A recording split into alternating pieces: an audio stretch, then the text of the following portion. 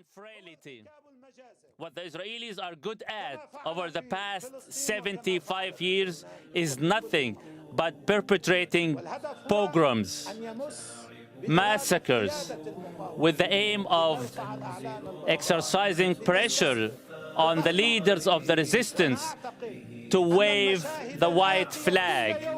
And I believe the scenes we have been witnessing every day, every hour, every minute, women, men, children crawling from underneath the rubble, crying out and saying, "We are holding our ground. We are standing tall. The end of this battle will be nothing but your defeat. By killing innocent civilians, you will not achieve anything." All what's taking place in Gaza Strip, seen by the whole world, reveals and proves once again the brutal, barbaric nature of the Zionist regime of Israel, the usurping, occupying force that was planted in our region in Palestine on the grounds of the ill-fated Balfour Declaration, to feed on wars in the region, targeting Palestine and the Palestinian people, followed by the Egyptians, Lebanese, and all the peoples of the region.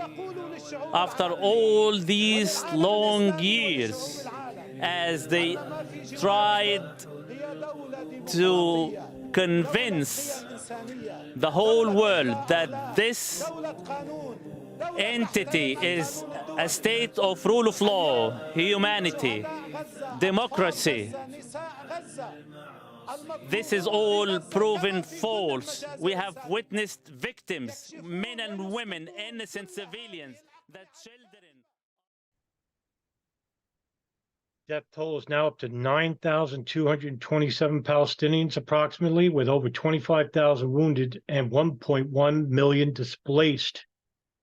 A lot of things to cover today, including the big speech by Hezbollah leader Hassan Nasrallah on the conflict in Israel, and the House passes a bill for $14 billion in military aid to Israel and the dehumanization of Palestinians, as Israel bombardments on hospitals and buildings, killing far more civilians than anticipated.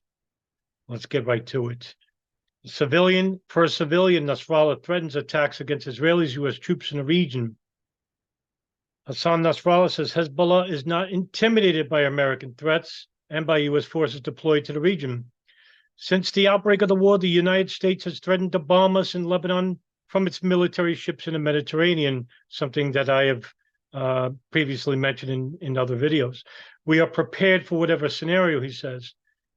If an all-out war breaks out, you Americans will pay with your ships, your aircrafts, and your soldiers, he threatens.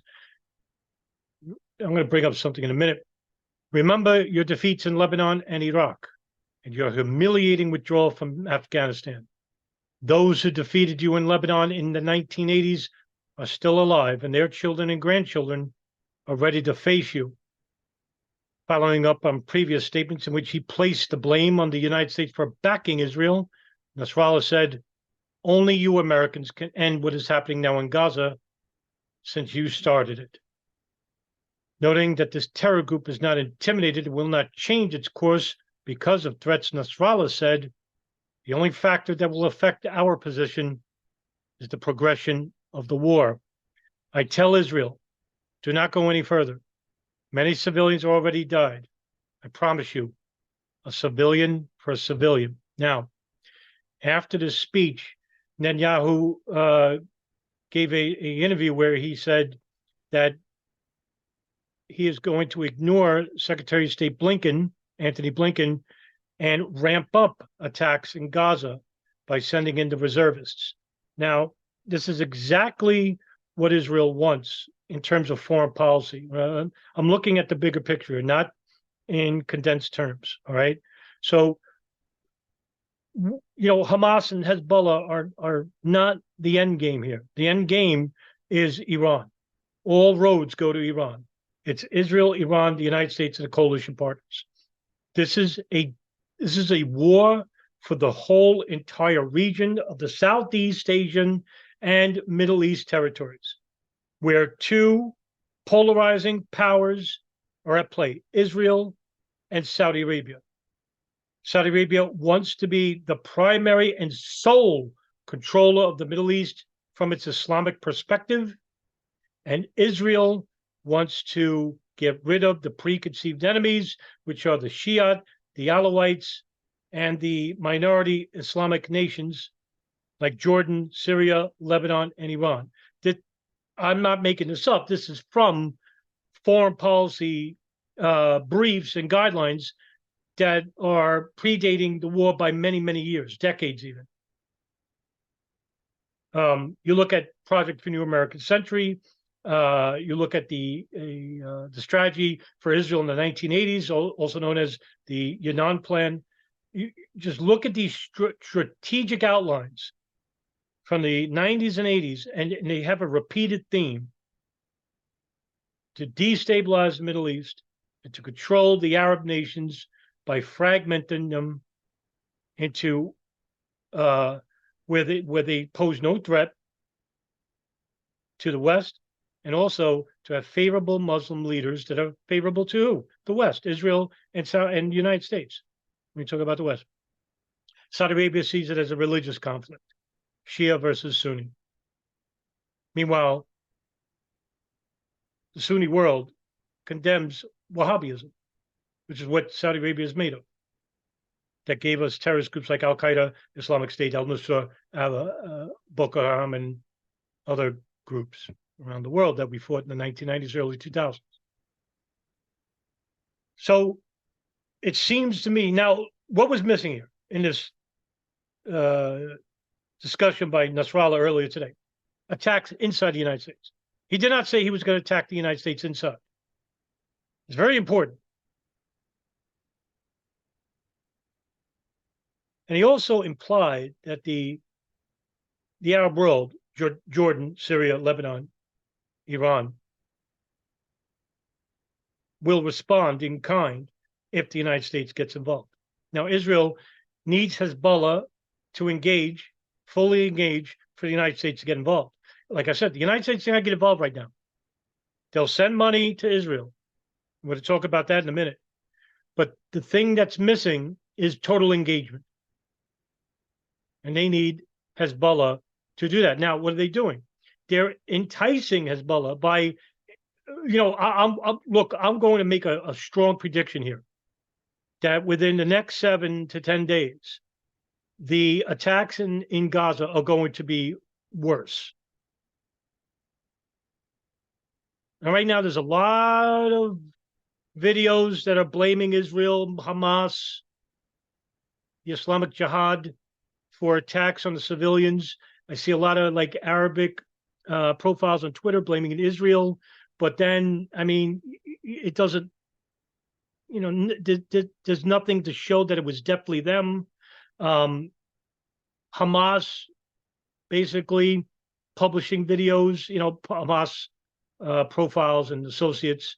And then you have, the Israelis just outright denying, we're not killing civilians. And if we are, we're basically bombing a Hamas op. No one's telling the truth here between Hamas, the anti-Semitic crowds, and when I say anti-Semitic, people who are anti-Jew, anti-Muslim. Muslims are Semitic, Arabs are Semitic. So there's a lot of disinformation. This is what I was worried about, was that as the war progressed, the disinformation would get stronger, which is the reason why I'm doing these videos, as non-partial as I am. So do not rush to judgment. Yeah, yes, Israeli military are killing civilians, a lot more than Hamas is.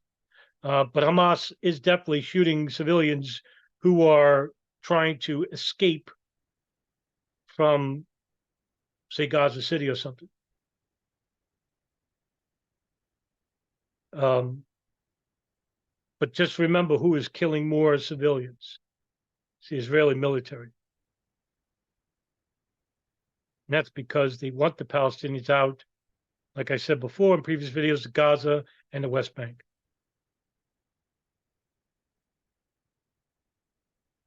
Blinken returns to Israel for meetings with top officials. Here's what you should know today. Now, look, I'm willing to say this is about Hezbollah. They're not going to tell you what they talked about, of course, but they'll gauge. I mean, what else is there? The Secretary of State is visiting the Prime Minister to talk about what? Maybe a ceasefire agreement? Maybe an escalation into the attacks? Maybe to let humanitarian aid get through south of the border through the Rafah crossing from Egypt? A number of things. Or all these were on the table. U.S. Secretary of State Antony Blinken returned to Israel on Friday for his third trip to the country since the October 7th Hamas attack, where he met with Prime Minister Benjamin Netanyahu and other senior Israeli officials.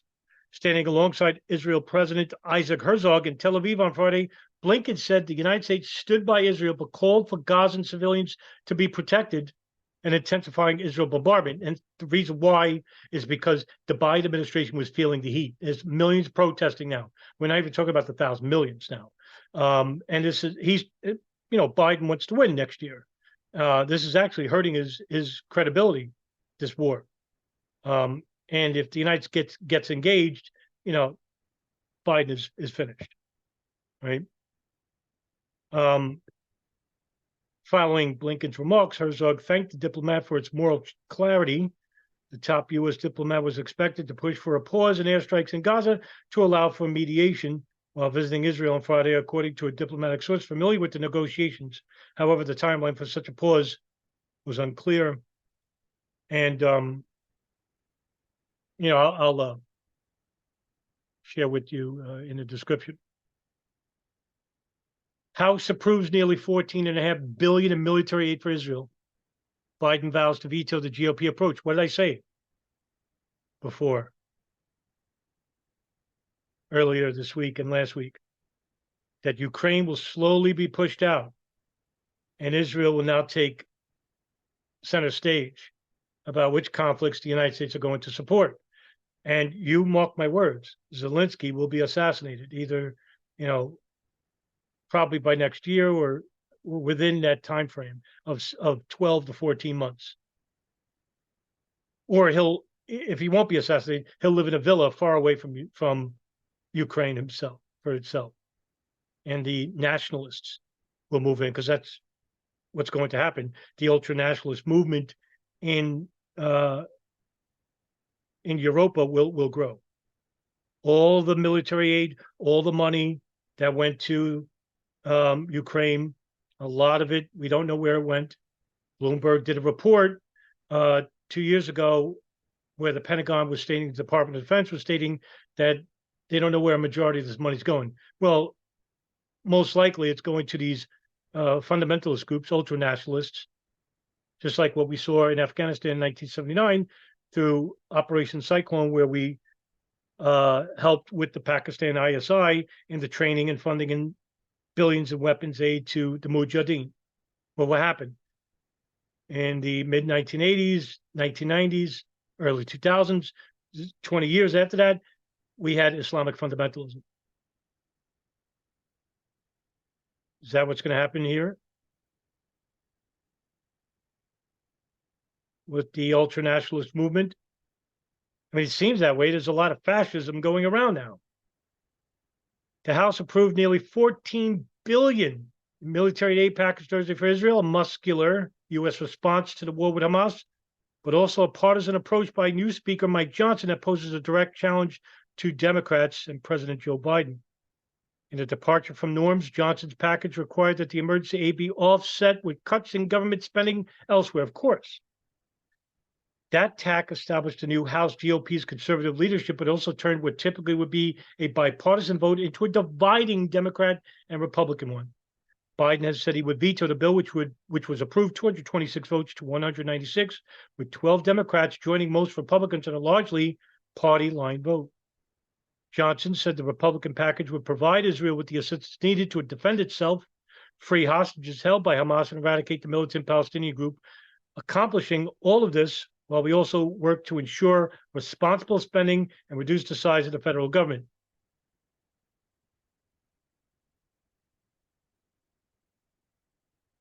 What's happening here is that the United States is expanding their influence in the region by providing aid to a country which instigated this conflict 76 years ago in 1948 due to Nakba. Hasn't stopped. It's never stopped. There's no pause here. Okay, it just didn't start on October 7th or 2014 or 2007 or 2003. The Oslo Accords, Camp David Accord. This is a long history that people tend to be ignorant about, especially if you're partisan to just simply state that, you know, Israel bad and Muslims good, or Palestinians bad and Israelis good. It's not black and white, and war never is. Like every incident in history, there's always a beginning. And it depends how far back you want to go. But there's a history. And look, $14 billion to Israel. We just spent, what is it, $80 billion in total to Ukraine? I could be wrong about the number. Be higher. Democrats said the approach would only delay help for Israel. Senate Majority Leader Chuck Schumer, a longtime AIPAC supporter, has warned that the stunningly unserious bill has no chances in the Senate. The first substantial legislative effort in Congress to support Israel in the war falls short. Biden's request for nearly $106 billion that would also back Ukraine as it fights Russia, along with U.S. efforts to counter China and added security measures at the border with Mexico. I mean, look how spread thin we are, how much money we spend on defense. This was the fall of the Roman Empire. Corruption at the top leadership, and while the residents fell into a mindset of debauchery and poverty. The military crumbled, and that was the end of one of the greatest empires in history. The United States is following suit here. The Americans are polarized by ideology, identity. And at the same time, we're more poverty-stricken than being in the middle. You take a look at rent prices, especially in Democrat cities. Sorry to pick on the blue states, but you look at San Francisco and New York City, and I live in New York City, it's obscene. It's not even funny. It's obscene. It's a crime. We're barely hanging on here. You know, all you have to go to Trulia.com, go to apartmentsforrent.com, and you'll see the rent prices on, like, say, Madison Fifth Avenue, 2 bedrooms, $19,000. What? I'm shocked that, you know, there's residents here. But the rate of disparity between rich and poor are at its, you know, highest levels we ever seen. There's more poor than rich, far more homelessness.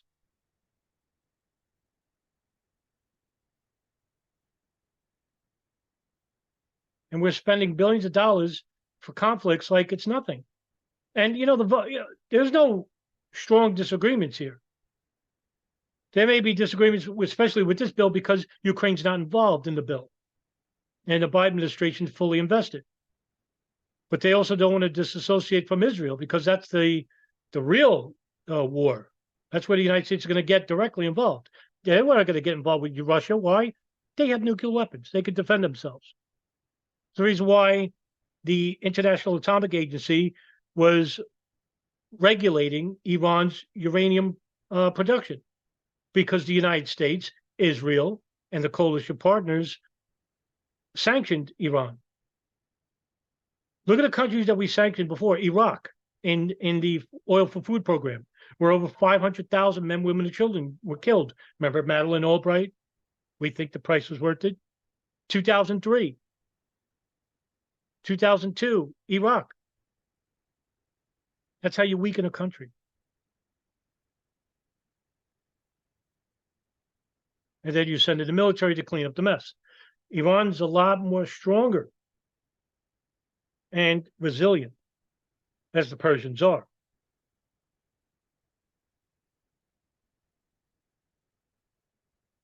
Israeli military looking into report of attack on an ambulance convoy. Israeli military says looking into the report by the Gaza Health Ministry that the ambulance convoy in front of the Al-Shifa hospital was struck. Many casualties are feared in the attack. Al-Qudra has provided more information about the medical convoy that was attacked. The ambulances were carrying about 15 to 20 critically wounded patients. Patients were going to Rafah crossing with Egypt to seek treatment abroad. These were critically wounded victims we cannot attend to at the hospital. Now, remember what Israel said last week, that those who want to leave Israel could go to the Rafah crossing. And while they did that, they struck the Rafah crossing to those fleeing to Egypt.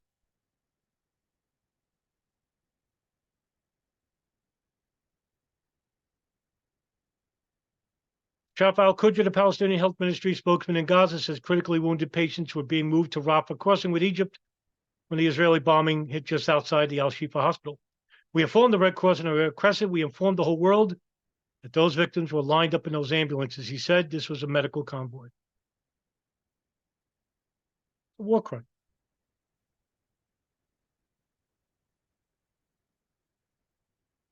And this leads to what this article, an opinion article by Al Jazeera, written by Zahid Arhab, the dehumanization of an entire population is working. I mean, through the legacy media in this country and around the world, British press,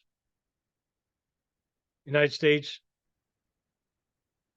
India, the dehumanization of the Palestinians. It's easy to dehumanize the poor, the minority, those that don't look like you or think like you.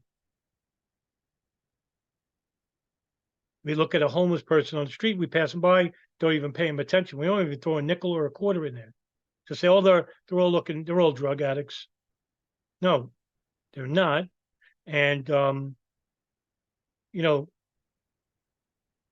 this is how dehumanization works, when you think lesser of somebody because they're in a disposition. Why don't the Palestinians just leave? Why don't they just leave Gaza? This way they won't be killed. Well, when you live in a homeland for hundreds of years through your family line, it's not as easy as you could pick up and leave. And especially when you have elderly and children and the roadways are blocked and that it's hard to escape and it's hard to get out because, for one, Hamas are basically shooting at those fleeing, and also the Israel military is bombarding the crossings into the south. And God knows where else, but they are doing it.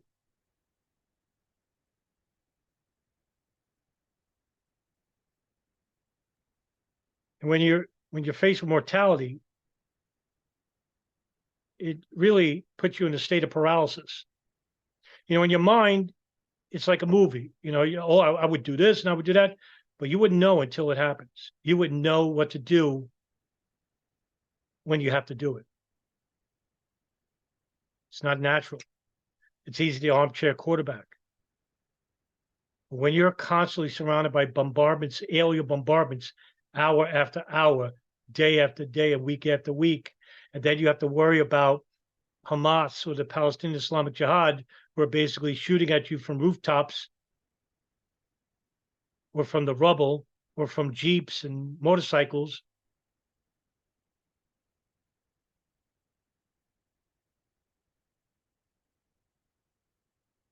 It makes you it puts you in a state of paralysis, shock paralysis. You don't know what to do, don't know what to think. and it just shuts you down. Your whole system shuts down. The fear of death. British media organizations and journalists working for them have struggled for decades to cover the Israeli-Palestinian conflict accurately and impartially, supporting what we all observe with our own very eyes and ears. Research has demonstrated categorically over the years how Israeli narratives and viewpoints dominate the Middle East outposts of most mainstream media organizations in Britain, leading to the silencing, erasure, and dehumanization of the Palestinians. I'll tell you who also talks a good game: the Gulf. Saudi Arabia, Bahrain, Qatar, United Arab Emirates. They'll speak about the plight of Palestinians. They won't do nothing. For one, they're not going to break that relationship with Israel because they have a partnership, tentative, not written in stone, that they want to be the power players in the Middle East. In order to do that, they have to get rid of their preconceived enemies. The Baathists, the secularists, the Arab nationalists, the Persians,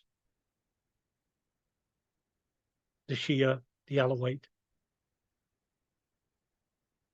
the Shiite. So the unmistakable pro-Israel narrative in most of the British coverage of Israel's ongoing war in Gaza. And always remember, the warped ultra-nationalist of Zionism and the warped ultra-Orthodox sect of Wahhabism are what's going to be left in the Middle East, with a mixture of fascism and authoritarianism, leftist authoritarianism. That's what the United States is becoming, which prioritizes Israeli suffering, threat perceptions, and geopolitical aspirations over all else. It did not come as a surprise to anyone who was paying attention to the country's new landscape before this most recent episode of violence. Nevertheless, on this day, as bombs continue to rain down on besieged Palestinians in Gaza with unprecedented force and a wider regional war looms on the horizon, it is crucial to point out this problematic journalistic conduct once again in the hopes that it may encourage some members of Britain's media establishment into acknowledging their responsibilities as journalists,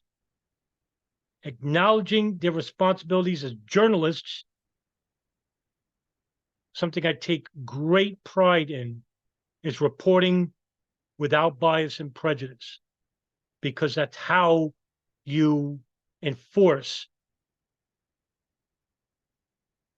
society, a society of action and not inaction, to take care of evil over good, and adopting a truly impartial attitude towards the conflict, a change in direction that could not only help all those affected by this war in their search for safety and justice, but also improve the British public's deteriorating relationship with and trust in its national press. And that's right. And as of right now, approximately 27 journalists have been killed in Gaza because there's only one narrative for Israel, and that is their narrative, the state narrative. Sure, Hamas will put out their disinformation out there. It's according to plan, but they don't control The Guardian. They don't control the New York Post or the Los Angeles Times. Hamas isn't changing our foreign policy. They're reliving it because it's predictable.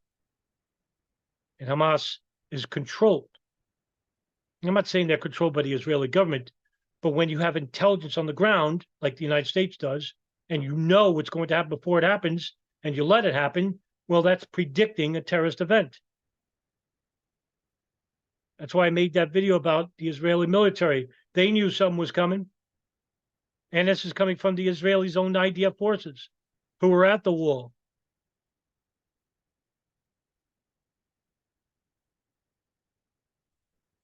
I think it's Huwara or something like that.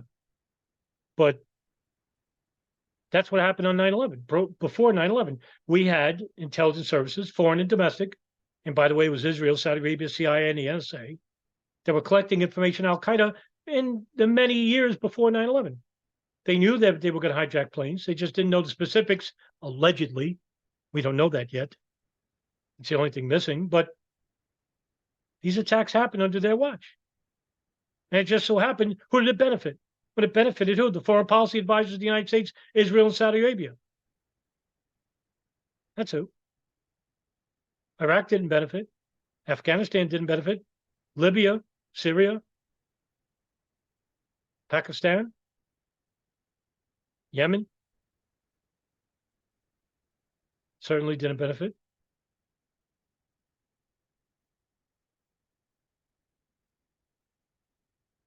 So, I mean, at this point, and now it's a wait and see approach.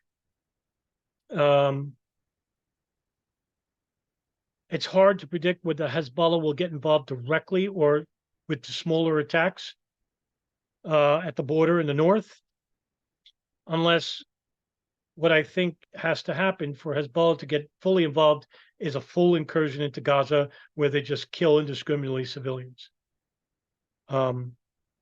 This could be a gradual happening, or it could be all at once. One thing the Israeli military are not experienced in is guerrilla warfare. So what they'll do is they'll continue aerial bombardment until there's basically no high-rise buildings left, where the Israeli reservists will come in and try to clean out whatever's left. More civilians will be killed. If this happens, Hezbollah will intervene. If that happens, by default, Jordan, Syria, and eventually Iran will engage, because the United States is going to get involved once Hezbollah enters the fray, because, like I said before, the Israeli IDF cannot beat Hezbollah at this point.